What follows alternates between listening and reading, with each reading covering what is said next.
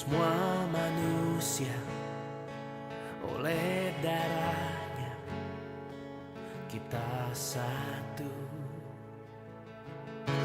Setiap generasi, suku dan bangsa, kerajaanmu. Jangan biarkan hatimu gelisah, janganlah engkau takut. Shalom Jemaat Tuhan, saya Kristantina, senang sekali dapat menyapa seluruh jemaat. Dalam beberapa menit ke depan, kami akan menyampaikan informasi yang terangkum dalam klip berikut ini.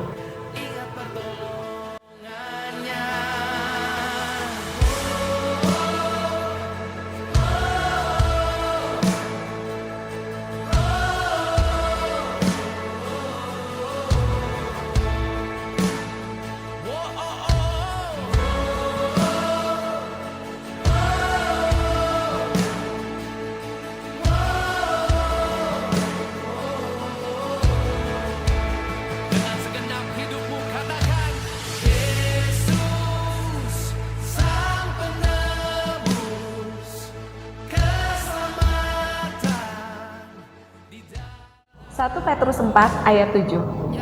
Kesudahan segala sesuatu sudah dekat. Karena itu, kuasailah dirimu dan jadilah tenang, supaya kamu dapat berdoa. Tetap berjaga-jaga, jangan lupa untuk selalu menjaga jarak dan mencuci tangan. Saya Kristantina, pamit undur diri, sampai bertemu dalam weekly news berikutnya. Selamat beribadah, Tuhan Yesus memberkati. Shalom.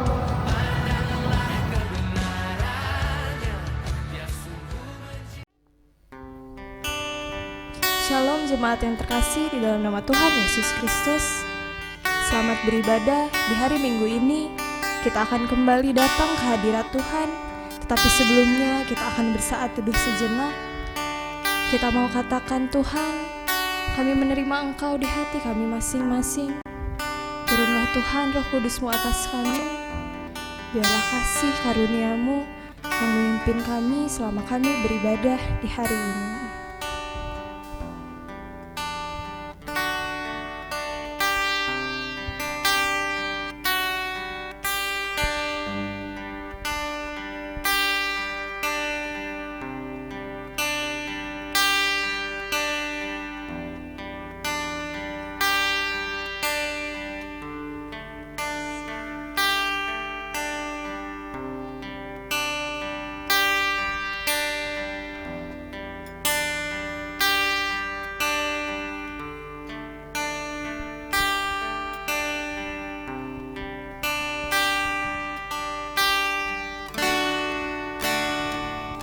Kita mau angkat satu buah pujian, ku yakin Kau hadir di sini.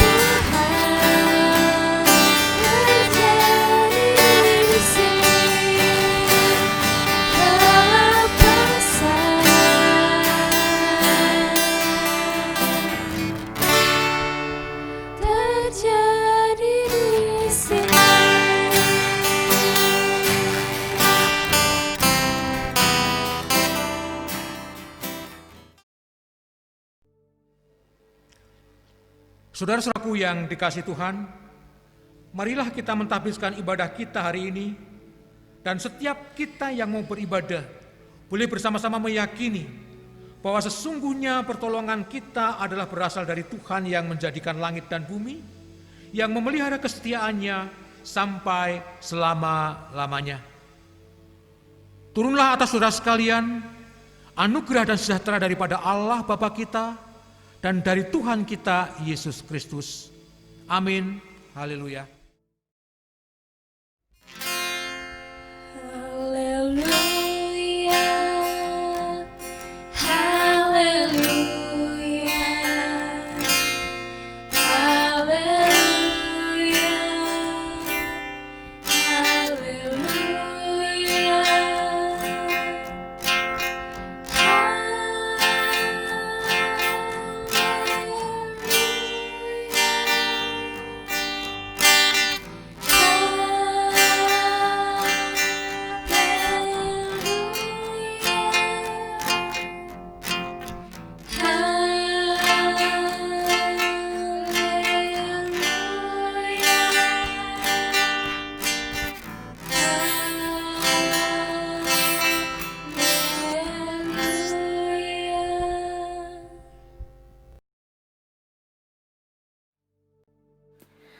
Nas pembimbing yang mendasari ibadah kita pada hari ini diambil dari Yesaya 41 ayat 10 yang berbunyi demikian.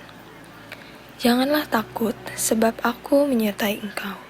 Janganlah bimbang, sebab aku ini Allahmu. Aku akan meneguhkan, bahkan akan menolong engkau. Aku akan memegang engkau dengan tangan kananku yang membawa kemenangan. Amin.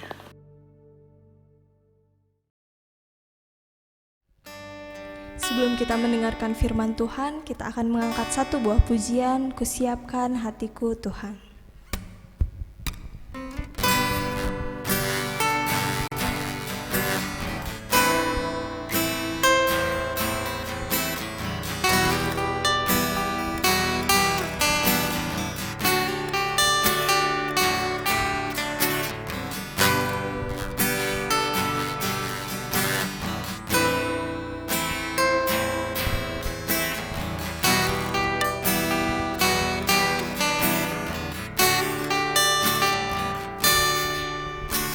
Siapkan hatiku Tuhan untuk dengar firman-Mu saat ini.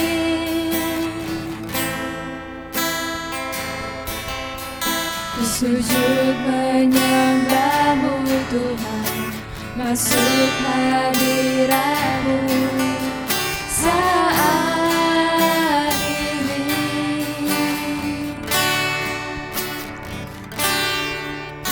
Curahkan urapan-Mu Tuhan bagi jemaat-Mu saat ini.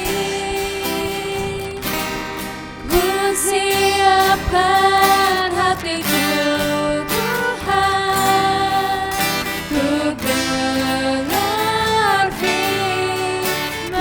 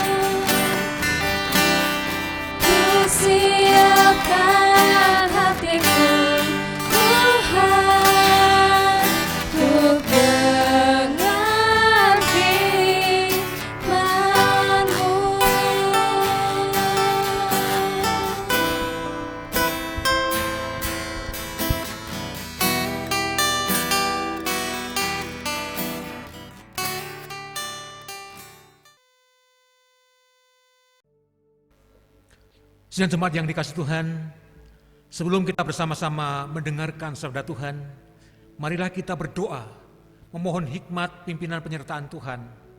Kita berdoa. Bapa kami di surga, dengan kerendahan hati kami mohon bimbingan-Mu. Biarlah kiranya Roh Kudus boleh memimpin kami, supaya kami boleh mampu memahami apa yang menjadi rencana Tuhan dalam hidup dan kehidupan kami. Berilah kepada kami hati dan pikiran yang taat untuk mendengarkan firman-Mu. Urapilah kami dengan kuasa-Mu, sehingga kami boleh belajar untuk menjadi pelaku-pelaku firman-Mu yang setia. Di dalam nama Yesus yang adalah Tuhan dan firman yang hidup, kami berdoa. Amin.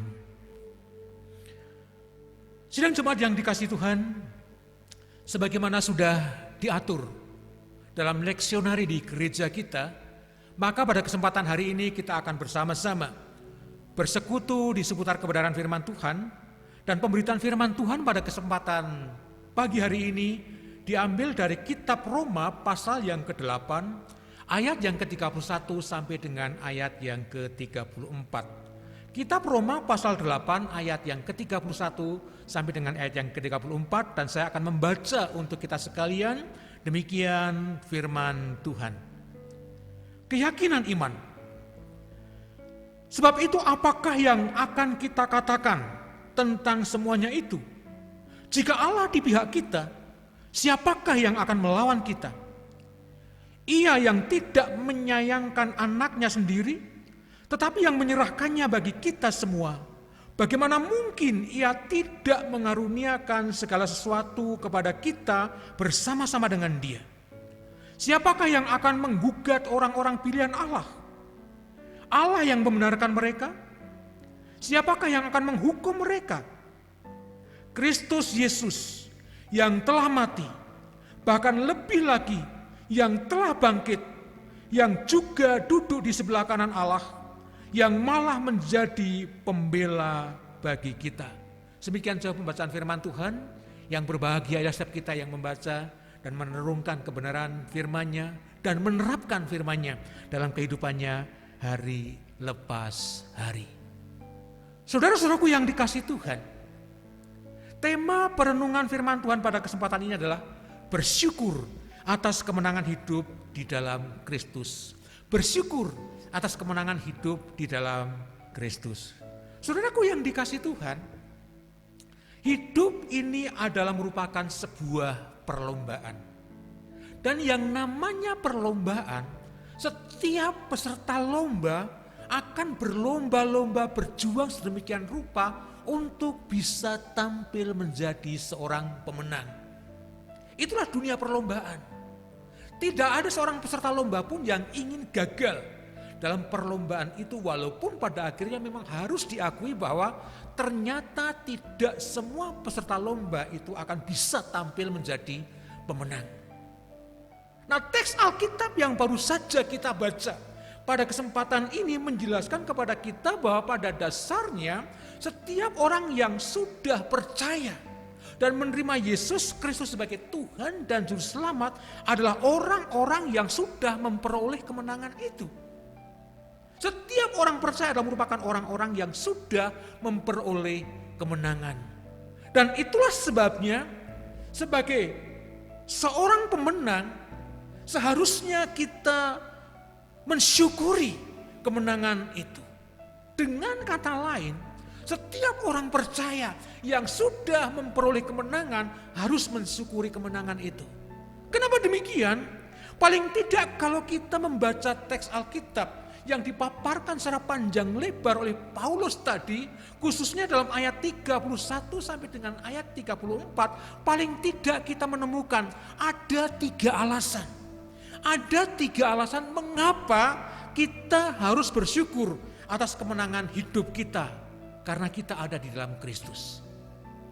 Alasan yang pertama, kita mensyukuri kemenangan hidup kita di dalam Kristus karena kita memiliki segala sesuatu. Kita sudah memiliki segala sesuatu. Mari kita kembali kepada teks Alkitab kita. Perhatikan dalam kitab Roma pasal 8 ayat 32 bagian B. Dikatakan di sana, bagaimana mungkin Ia tidak mengaruniakan segala sesuatu kepada kita bersama-sama dengan Dia? Bagaimana mungkin Ia tidak mengaruniakan segala sesuatu kepada kita bersama-sama dengan Dia?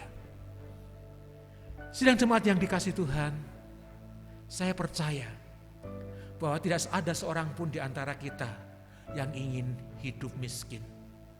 Gak ada seorang pun di antara kita yang ingin hidup kekurangan, hidup papa, hidup yang melarat. Gak ada di antara kita yang ingin hidup seperti itu.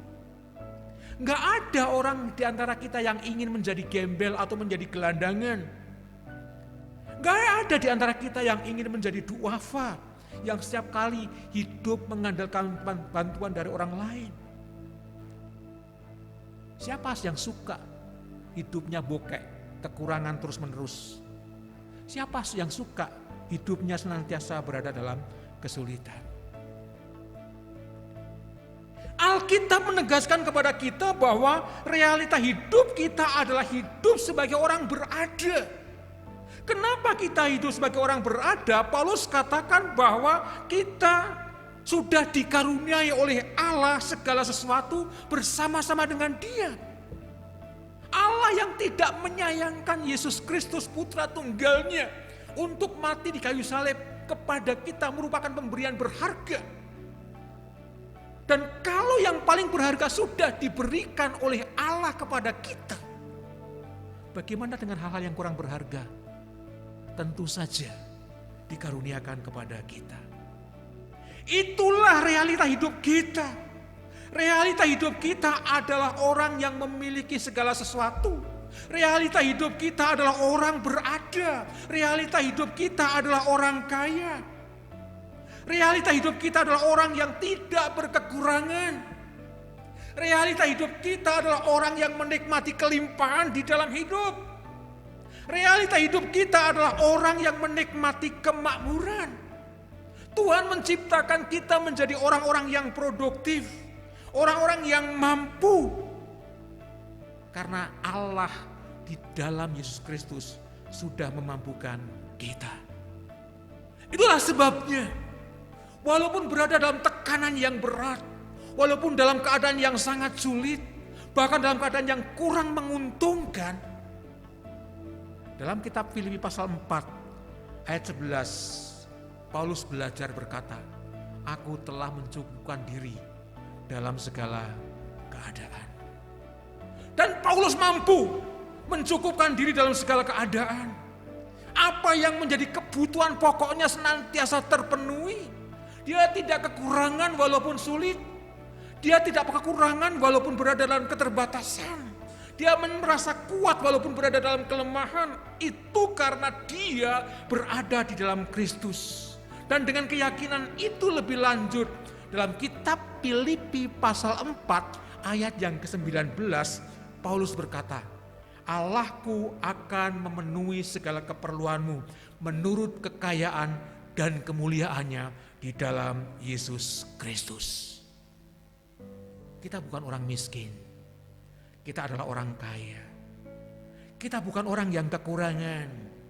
Kenapa? Karena di dalam Yesus Kristus kita sudah memiliki segala sesuatu yang sangat cukup untuk memenuhi apa yang menjadi kebutuhan pokok kita. Dan itulah kemenangan, itulah jaminan kemenangan yang Tuhan karuniakan kepada kita. Sehingga Paulus berkata, jika Allah di pihak kita, siapakah yang akan melawan kita? Jawabannya enggak ada. Kemiskinan gak bisa merampas kita dari kasih Allah. Kekurangan gak bisa merampas kita dari anugerahnya. Keterbatasan kita tidak menjadi hambatan buat kita untuk menikmati hidup yang berkemenangan di dalam Kristus.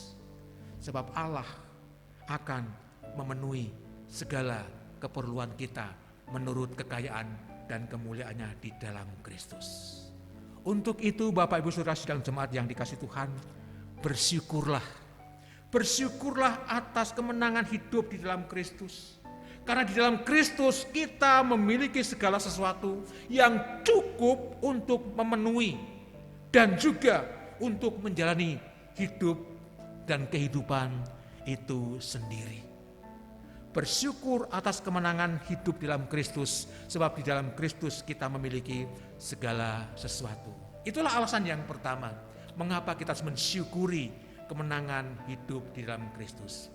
Alasan yang kedua, mari kita simak ayat 33. Saya akan membaca sekali lagi ayat 33, demikian firman Tuhan. Siapakah yang akan menggugat orang-orang pilihan Allah jika yang membenarkan? Saya ulangi, siapakah yang akan menggugat orang-orang pilihan Allah? Allah yang membenarkan mereka? Siapakah yang akan menghukum mereka? Nah, dari teks ini sebenarnya kita bisa belajar bahwa kita wajib mensyukuri kemenangan di dalam Kristus, sebab kita menjadi pribadi-pribadi yang sudah dibenarkan oleh Allah. Tidak hanya sekedar diciptakan sebagai orang yang mampu memenuhi segala sesuatu, sebagai orang yang sudah dikaruniai segala sesuatu, tetapi alasan yang kedua adalah karena Allah sudah membenarkan kita orang-orang pilihannya. Allah menyatakan bahwa kita ini adalah orang benar. Kita dinyatakan benar, kita bisa dianggap benar. Bahkan juga Allah menjadikan kita sebagai orang yang sudah dipulihkan oleh Allah.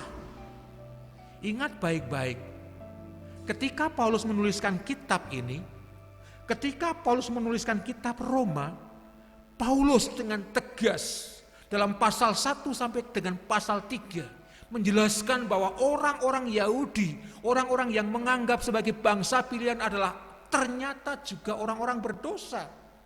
Orang-orang Yunani yang adalah orang-orang pintar, yang adalah ahli-ahli filsafat, yang mengetahui segala sesuatu, tapi Paulus katakan mereka pun orang berdosa. Lalu puncaknya, gak peduli orang Yahudi, gak peduli orang Yunani, siapapun orangnya, mereka adalah orang berdosa. Sebab itu dia katakan, semua orang telah berbuat dosa dan telah kehilangan kemuliaan Allah. Semua orang bersalah. Semua orang melanggar titah Allah, semua orang berdosa, semua orang terpisah dari Allah. Dan itu masalah terbesar yang dihadapi oleh umat manusia. Tapi Paulus dengan tegas katakan dalam ayat 33 bahwa kita sudah dibenarkan. Kenapa dibenarkan? Dibenarkan bukan karena mentaati hukum Taurat, bukan. Dibenarkan bukan karena dia memiliki amal yang banyak atau banyak beramal. Bukan karena dia banyak sedekah. Bukan karena dia tekun melakukan perbuatan yang baik, bukan. Bukan karena rajin ibadah. Bukan karena rajin berdoa. Bukan karena rajin baca Alkitab. Bukan karena rajin pelayan dan lain sebagainya. Tetapi kita dibenarkan sebagaimana Alkitab katakan dalam kitab Roma pasal 6 ayat 23. Karena kasih karunia kita diselamatkan oleh iman. Karena kasih karunia kita diselamatkan oleh iman. Itu sebabnya saudaraku yang dikasih Tuhan. Kalau saat ini kita rajin beribadah, ingat baik-baik, kita beribadah bukan supaya kita bisa menerima keselamatan yang dari Allah. Kalau kita rajin berdoa, bukan supaya kita dikaruniai dengan anugerah demi anugerah. Kalau kita beramal, bersedekah, memberi persembahan dan lain sebagainya, dan menyatakan perbuatan-perbuatan baik yang lain, ingat baik-baik, bukan karena supaya kita diselamatkan. Tetapi justru sebaliknya, karena kita sudah diselamatkan, maka kita harus menyatakan syukur kita lewat ketekunan kita dalam ibadah. Kita menyatakan syukur kita kepada Allah lewat ketekunan kita dalam berdoa. Kita menyatakan ketekunan kita kepada Allah, menyatakan ucapan syukur kita kepada Allah lewat ketekunan kita membaca Alkitab, lewat ketekunan kita dalam melayani Tuhan. Itulah bagian dari ucapan syukur karena kita sudah diselamatkan oleh Allah. Karena Allah yang sudah membenarkan kita, menganggap kita benar di hadapannya, sehingga kita boleh memiliki hubungan yang harmonis kembali bersama-sama dengan Tuhan. Bersyukur atas kemenangan hidup dalam Kristus Yesus, karena Dia sudah mengaruniakan segala sesuatu kepada kita. Bersyukur karena kita menjadi pribadi-pribadi yang sudah dibenarkan oleh Allah.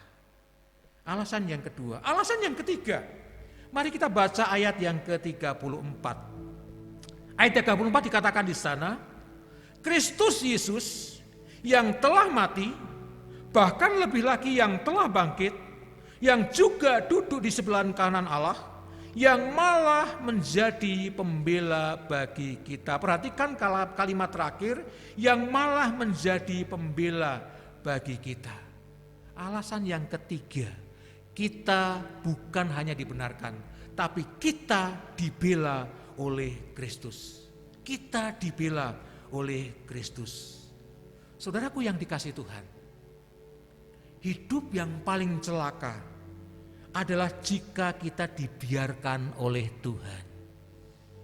Hidup yang paling sengsara adalah andai kata hidup kita dilupakan oleh Tuhan, didiamkan oleh Tuhan, maka hidup kita akan menjadi hidup yang paling sengsara. Hidup yang paling menderita adalah ketika hidup kita diterlantarkan oleh Tuhan, diabaikan oleh Kristus. Kehidupan yang seperti itu adalah merupakan kehidupan yang mendatangkan kesengsaraan bagi kita. Tapi kita mengucap syukur. Alkitab tegas katakan bahwa Yesus sudah mati. Tapi Yesus tidak mati untuk selamanya. Dia bangkit. Nah setelah dia bangkit, dia naik ke surga menyediakan hidup kekal bagi kita. Dan di surga sana dia menjadi pembela bagi kita. Dia membela hak kita. Kita dijaga oleh Yesus baik-baik. Kita dipelihara oleh Tuhan. Kita dirawat, kita dibebaskan dari belenggu, dibebaskan dari berbagai macam bahaya. Kita ditolong, kita dilindungi, kita dipertahankan. Kita didampingi oleh Roh Kudus. Hidup kita dinaungi dengan kasih dan anugerahnya. Kita dilayani oleh Dia. Kita disupport oleh Allah. Itu anugerah dan berkat yang luar biasa, yang menjadi bukti bahwa pembelaan Kristus atas hidup kita sungguh nyata. Sehingga tidak heran kalau Paulus berkata, jika Allah di pihak kita, siapakah lawan kita? Jawabannya tidak ada. Itu sebabnya Bapak Ibu yang dikasih Tuhan, mengakhiri renungan saya pada kesempatan ini, saya mengajak kita sekalian, renungkanlah baik-baik kasih, anugerah, dan penyertaan Tuhan. Anda dan saya, kita semua diciptakan oleh Tuhan untuk menjadi pemenang. Dan sebagai orang percaya kita perlu bersyukur atas kemenangan hidup kita di dalam Kristus. Sebab kita tahu bahwa di dalam Kristus kita memiliki segala sesuatu. Enggak ada lagi yang kurang dalam hidup kita. Setiap kebutuhan kita dicukupkan oleh Allah karena Allah sanggup memenuhi segala keperluan kita menurut kekayaan dan kemuliaannya di dalam Kristus. Tidak hanya itu saja, tapi juga sebagai orang yang seharusnya bersalah, sebagai orang yang seharusnya berdosa, sebagai orang yang terpisah dari Allah, kita mengucap syukur karena Kristus berkenan menganggap kita benar dan kita dibenarkan, sehingga hubungan kita dengan Allah yang tadinya rusak boleh dipulihkan. Itu alasan yang kedua, kita dibenarkan oleh Allah. Dan yang terakhir, alasan yang ketiga, kita perlu mengucap syukur atas kemenangan di dalam Kristus karena kita dibela oleh Yesus. Roh Kudus tinggal di hati kita. Dia yang akan memimpin segenap aspek kehidupan kita. Dia yang menyertai, Dia yang menuntun kehidupan kita mulai dari sekarang ini sampai selama-lamanya. Tuhan memberkati. Kita akan mengangkat satu buah pujian, hanya Kau yang menjadi tempat jawaban.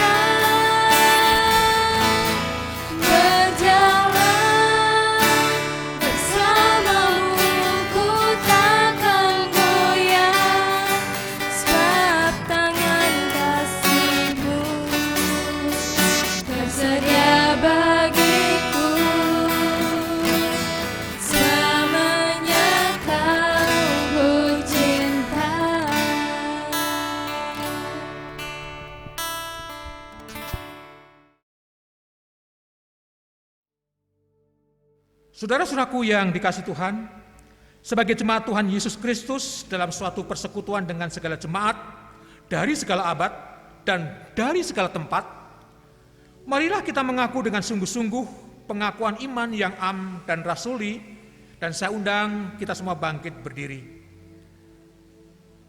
Marilah setiap kita bersama-sama mengaku, aku percaya kepada Allah, Bapa yang Maha Kuasa, Khalik langit dan bumi. Aku percaya kepada Yesus Kristus, anaknya yang tunggal Tuhan kita, yang dikandung daripada Roh Kudus, lahir dari anak darah Maria, yang menderita di bawah pemerintahan Pontius Pilatus, disalibkan, mati dan dikuburkan, turun ke dalam kerajaan maut.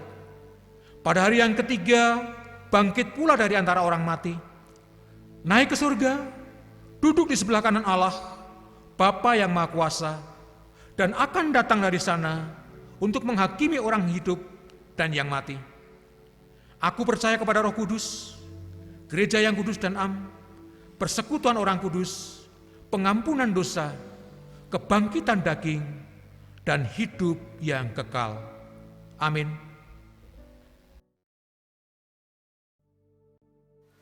Nas persembahan kita pada hari ini diambil dari 1 Tawarik 29 ayat 14 yang berbunyi demikian. Sebab siapakah aku ini dan siapakah bangsaku, sehingga kami mampu memberikan persembahan sukarela seperti ini?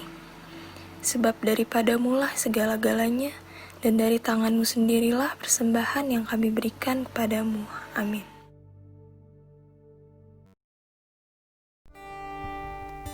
Kita akan mempersembahkan yang terbaik untuk Tuhan. Kita akan naikkan satu buah pujian, bawa persembahanmu.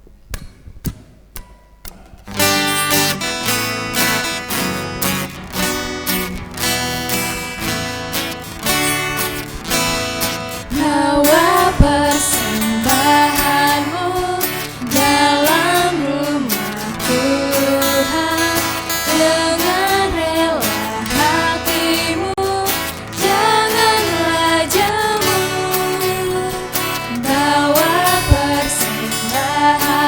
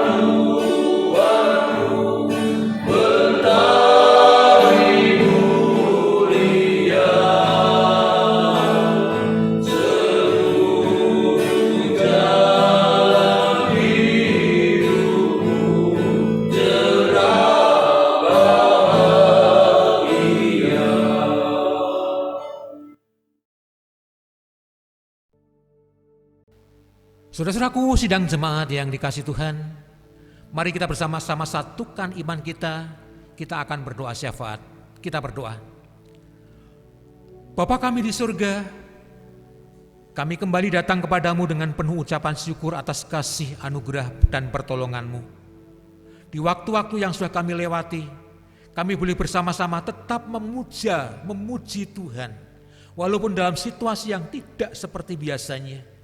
Karena itu Bapa, kami berdoa, biarlah kiranya ibadah-ibadah yang dilangsungkan oleh gereja-gereja Tuhan, baik di Indonesia, di luar negeri, bahkan di belahan bumi manapun juga, termasuk juga yang kami laksanakan di tempat ini, sungguh-sungguh menjadi ibadah yang berkenan di hadapan Tuhan dan memuliakan Tuhan. Walaupun melalui media online, biarlah kiranya berkat Tuhan juga senantiasa tercurah berlimpah bagi umat-Mu. Biarlah setiap kami umat-Mu juga tetap memiliki hati yang menyembah Tuhan, memiliki hati yang terus bertekun untuk dalam pujian dan doa sembah kami, dan juga dalam ibadah-ibadah kami. Berkatilah hamba-hamba-Mu, para pendeta, para penatua, para pelayan-pelayan Tuhan, para aktivis gereja, para aktivis yang bertekun dalam pemberitaan firman, baik itu guru-guru sekolah minggu. Tuhan tambahkan hikmat pengertian yang daripadamu, sehingga setiap firman-Nya Tuhan yang ditabur boleh menjadi penghiburan bagi umat-Mu. Bapa kami di surga, saat ini Tuhan, kami mau berdoa dalam situasi sulit sehubungan dengan COVID-19 saat ini. Kami berdoa menyerahkan untuk hamba-hamba-Mu yang terlibat dalam pelayanan sebagai garda terdepan. Kami berdoa untuk para dokter, kami berdoa untuk para perawat, kami berdoa untuk Polri, TNI, Satpol PP, dan setiap personel, relawan-relawan yang terlibat ambil bagian dalam penanganan COVID-19 ini. Tuhan campur tangan. Engkau yang membentengi, Engkau yang menjagai, Engkau yang memberikan kekuatan dan kesehatan yang prima ya Bapa. Sehingga para petugas-petugas ini, baik itu dokter, baik itu para perawat, aktivis-aktivis, relawan-relawan, TNI, Polri, Satpol PP, boleh melaksanakan tugas dan tanggung jawab sebagaimana seharusnya. Dan apa yang mereka kerjakan boleh mendatangkan kebaikan untuk bangsa kami.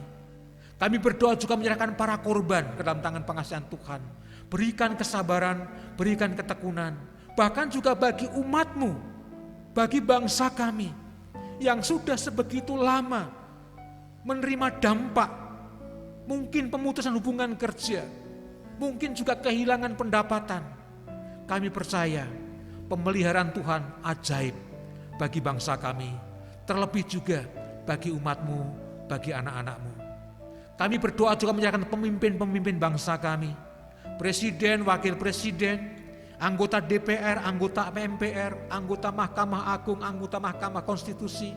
Biar Tuhan campur tangan. Kami merindukan ya Bapa, biar akhirnya roh takut akan Tuhan boleh melandasi setiap bentuk kepemimpinan mereka, sehingga mereka boleh menjalankan roda pemerintahan dengan bertanggung jawab. Mereka boleh melaksanakan tugas bukan untuk kepentingan diri mereka sendiri, tapi mereka mengutamakan kepentingan umat, mengutamakan kepentingan rakyat, sehingga akhirnya bangsa kami boleh menjadi bangsa yang makmur, bangsa yang terus-menerus menikmati limpahan berkat-Mu.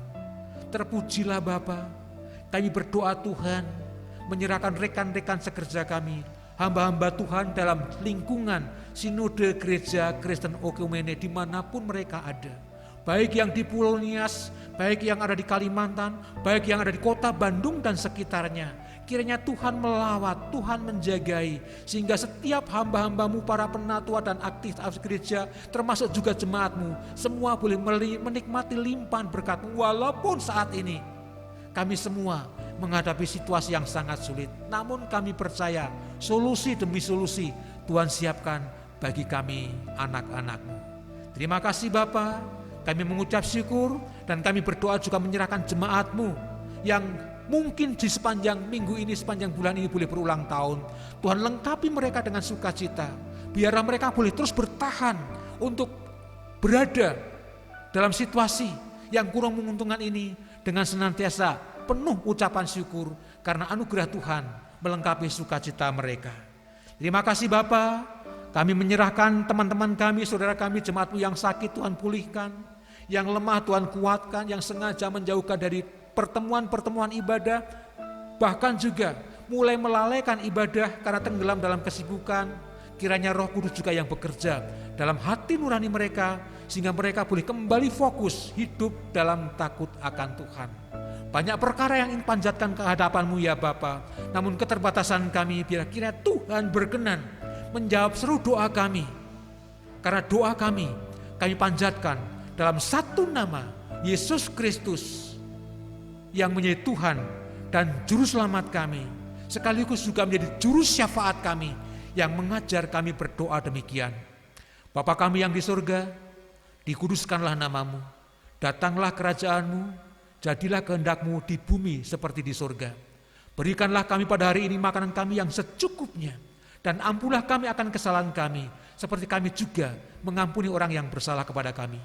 Dan janganlah membawa kami ke dalam pencobaan, tapi lepaskanlah kami daripada yang jahat, karena Engkau-lah yang punya kerajaan dan kuasa dan kemuliaan sampai selama-lamanya. Amin. Kita akan mengangkat satu buah pujian, Kami Perlu Kau Tuhan.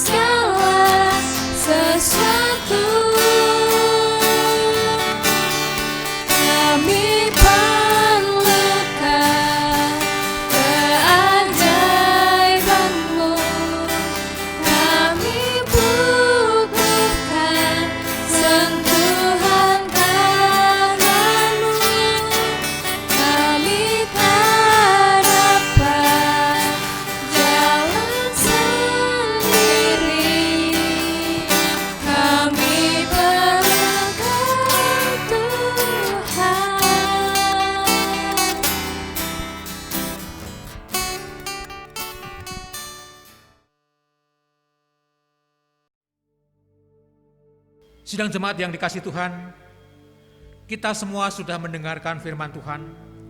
Lakukanlah semuanya itu dalam hidupmu, maka engkau akan diberkati oleh Tuhan. Dan segala berkat ini akan datang kepadamu dan menjadi bagianmu jika engkau mendengarkan suara Tuhan Allahmu. Diberkatilah engkau di kota, dan diberkatilah engkau di ladang. Diberkatilah buah kandunganmu, hasil bumimu, dan hasil ternakmu. Diberkatilah bakulmu dan tempat adonanmu. Diberkatilah engkau pada waktu masuk, dan diberkatilah engkau pada waktu keluar. Sidang jemaat yang dikasihi Tuhan, pulanglah dalam damai sejahtera Allah. Arahkanlah hatimu kepada Tuhan dan terimalah berkat-Nya. Tuhan memberkati engkau dan melindungi engkau. Tuhan menyinari engkau dengan wajah-Nya dan memberi engkau kasih karunia. Tuhan menghadapkan wajah-Nya kepadamu dan memberi engkau damai sejahtera mulai saat ini sampai selama-lamanya. Amin. Amin. Amin. Amin.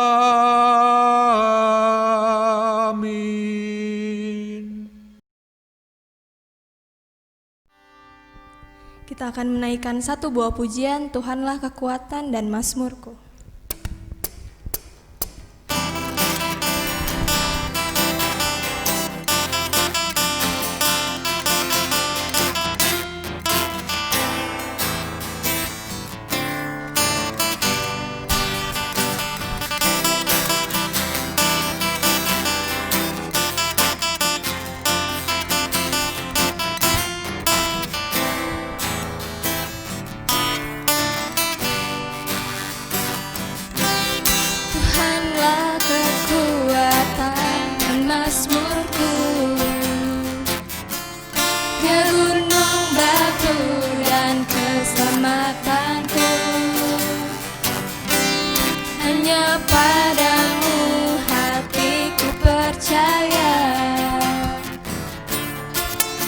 Menara dan kota perlindungan,